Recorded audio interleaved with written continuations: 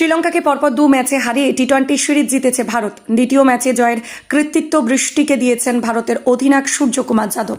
লক্ষ্য ছিল 20 ওভারে 162, কিন্তু বৃষ্টির কারণে তা কমে দাঁড়ায় 8 ওভারে 78 রান। 6.3 ওভারে সেই রান তাড়া করে জিতে যায় ভারত। শ্রীলঙ্কাকে পরপর 2 ম্যাচে হারিয়ে টি-20 সিরিজ জিতেছে তারা।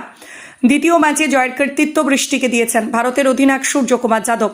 তার মতে বৃষ্টিতে ম্যাচ ছোট হয়ে যাওয়ায় জিততে সুবিধা হয়েছে। ম্যাচের শেষে সূর্য বলেন, আমরা সিরিজ শুরুর আগেই ঠিক করে নিয়েছিলাম কি ধরনের ক্রিকেট খেলবো। যে লক্ষ্যই থাকুক না কেন, খেলার ধরন বদলায়নি।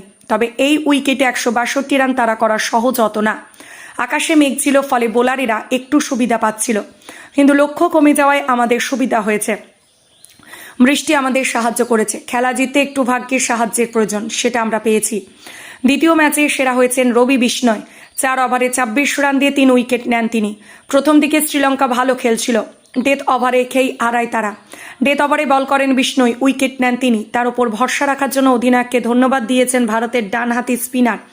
ম্যাচের সেরা পুরস্কার নিয়ে বিষ্ণয় বলেন, এই ম্যাচে পিচ একটু আলাদা ছিল, বল ঘুরছিল, আমি নিজের পরিকল্পনা অনুযায়ী বল করছিলাম। আমার ওপর অধিনায়ক ভরসা দেখিয়েছে।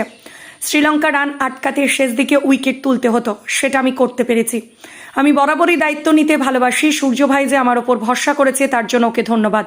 ভারতের নতুন অধিনায়ক সূর্য ও নতুন কোচ গৌতম গম্ভীর জুটি, শুরুটা ভালো হয়েছে। এক ম্যাচ বাকি থাকতেই সিরিজ জিতেছে ভারত। তৃতীয় ম্যাচে দলের কোনো কিছু বদল হতে পারে।